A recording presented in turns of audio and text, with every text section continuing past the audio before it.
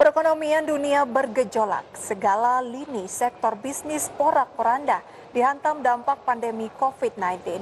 Bank Dunia bahkan memprediksi sejak pandemi, kemiskinan ekstrim telah meningkat hingga lebih dari 115 juta orang.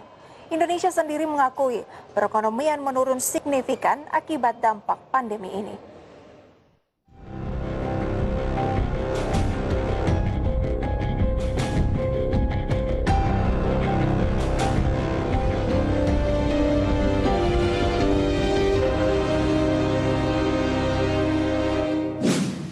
Akibat pandemi COVID-19, konstelasi perekonomian Indonesia terjerembab masuk ke dalam jurang resesi.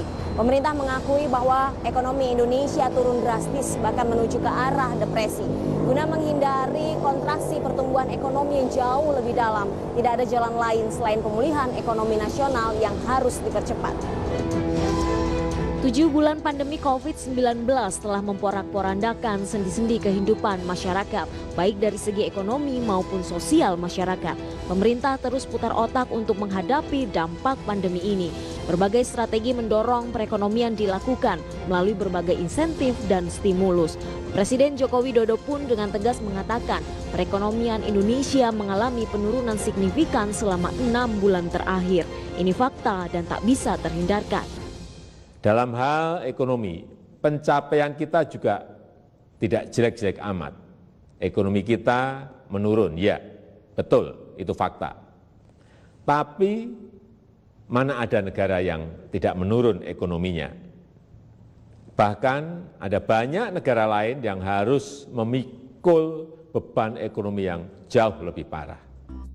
Bukan hanya kepala negara, sinyal kuat mengalami resesi ekonomi juga diungkapkan Badan Pusat Statistik atau BPS.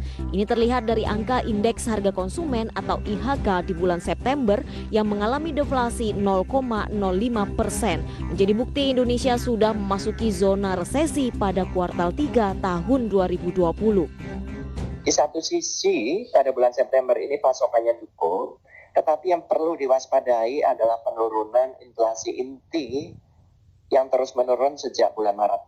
Jadi tadi sudah terlihat bahwa inflasi intinya adalah sebesar 1,86, itu rendah, yang menunjukkan memang daya beli kita masih sangat-sangat lemah. Permintaan dan daya beli masyarakat yang sangat rendah membuat harga-harga mengalami penurunan yang menyebabkan indeks konsumen menurun.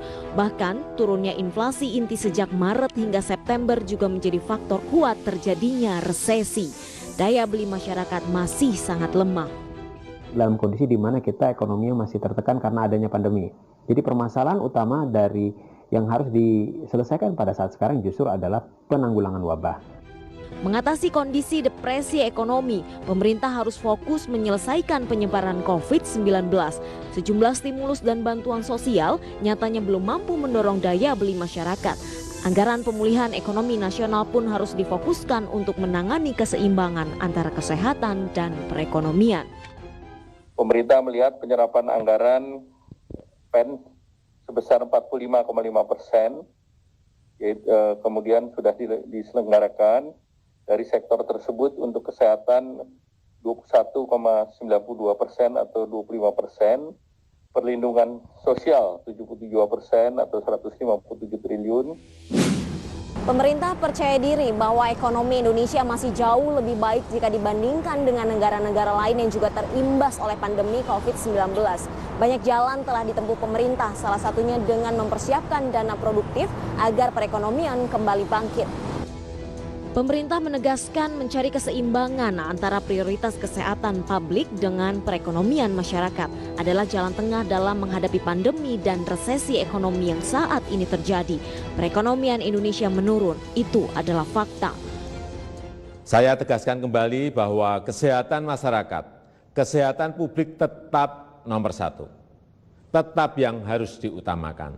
Inilah prioritas, tetapi memprioritaskan kesehatan bukan berarti mengorbankan ekonomi.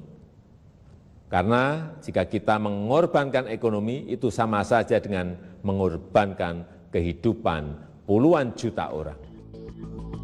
Penguatan prioritas sektor penanganan kesehatan dan juga peningkatan perekonomian harus berjalan seimbang, apalagi banyak tugas yang harus dipikul beban ekonomi ke depan. Tahap pemulihan ekonomi dunia sangat tergantung kepada eskalasi dari COVID-19, apakah terjadi second wave, apakah tersedia vaksin dan bisa dilakukan vaksinasi. Kondisi perekonomian kuartal 3 menunggu pengumuman resmi dari Badan Pusat Statistik atau BPS. Berdasarkan data pertumbuhan ekonomi Indonesia pada kuartal 2 tahun 2020 tercatat minus 5,3%. 5 November mendatang akan terlihat apakah perekonomian Indonesia mengalami resesi ekonomi ke level depresi. Melihat laju ekonomi Indonesia masih lebih baik dari negara lain. Dibandingkan dengan beberapa negara Asia Tenggara lainnya misalnya, kinerja ekonomi kita masih lebih baik. Sekali lagi, ini fakta. Strategi pemerintah saat ini mencari keseimbangan dalam menghadapi pandemi corona dan ancaman resesi ekonomi. Kesehatan masyarakat dan publik tetap nomor satu, meski prioritas bukan berarti mengorbankan aspek-aspek perekonomian di tengah pandemi dan resesi. Kita lebih menyarankan untuk agar masyarakat menahan diri untuk lebih banyak menabung dulu, ya, perkuat likuiditas, ya, paling enggak sampai kondisi lebih kondusif di kuartal pertama 2021. Poin penting dalam menghadapi situasi resesi ekonomi akibat pandemi COVID-19 yang dipertimbangkan oleh pemerintah adalah keseimbangan antara pemulihan ekonomi dan pemulihan kesehatan. Dua sisi rekomendasi solusi agar Indonesia terlepas dari konstelasi ekonomi yang membuat depresi. Pemerintah boleh saja optimis dengan dibarengi langkah yang akomodatif, cepat dan tepat. Dari Jakarta, Rizka Ayu, Hairul Arifin, IDX Channel.